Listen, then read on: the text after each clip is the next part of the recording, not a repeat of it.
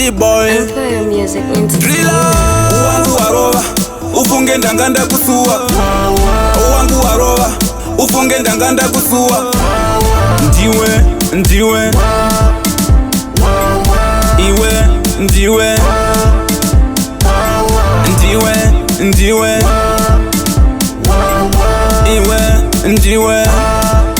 ndiwe unonditendereza breni newe takatoma kana gota peni ndinotoshuta mamuvi kunge soni andikusiye kunge suma pajoni ndiwe unoita ndifilepo kafilingi kandina kwezo zviso ndikangokushaya zunhu zveselo uri chimwe changu uri chimwepo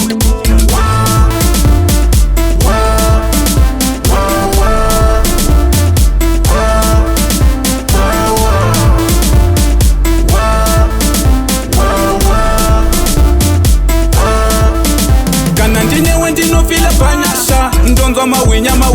iwe ndinotokutenga zveginya unogara kwese chero kumapanya ndogona kurara newe kubawa kana vari padheni vandibowa ndonyanya kukufunga nditorisoba unondipa zivi ndizve kwazoba usachinja skiri bo madhiri ndinotokuda chero nsina mari usandibvunza bhiya ndo zvandiri hapana anobvunza unoita mari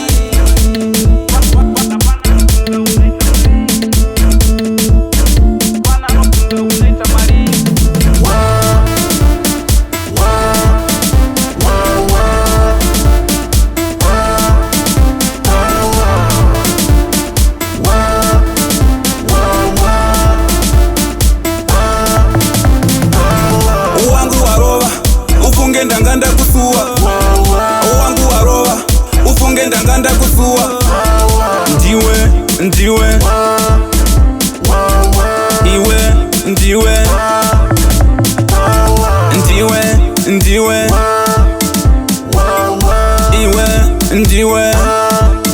ndiwe unonditendereza breni newe takatoma kana gota peni ndinotoshuta mamuvi kunge soni andikusiye kunge zuma pajoni ndiwe unoita ndifilepo kafilingi kandina kwezo zviso ndikangokushaya zunhu zveselo uri chimwe changu uri chimwepo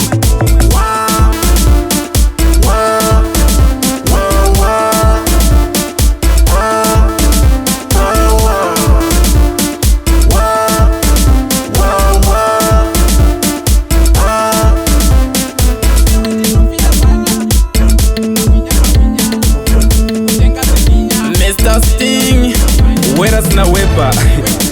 exit chipela chimtara goda remakule panzimbo pika kumarana ngatisimuse basa cho chimtara big j kule juju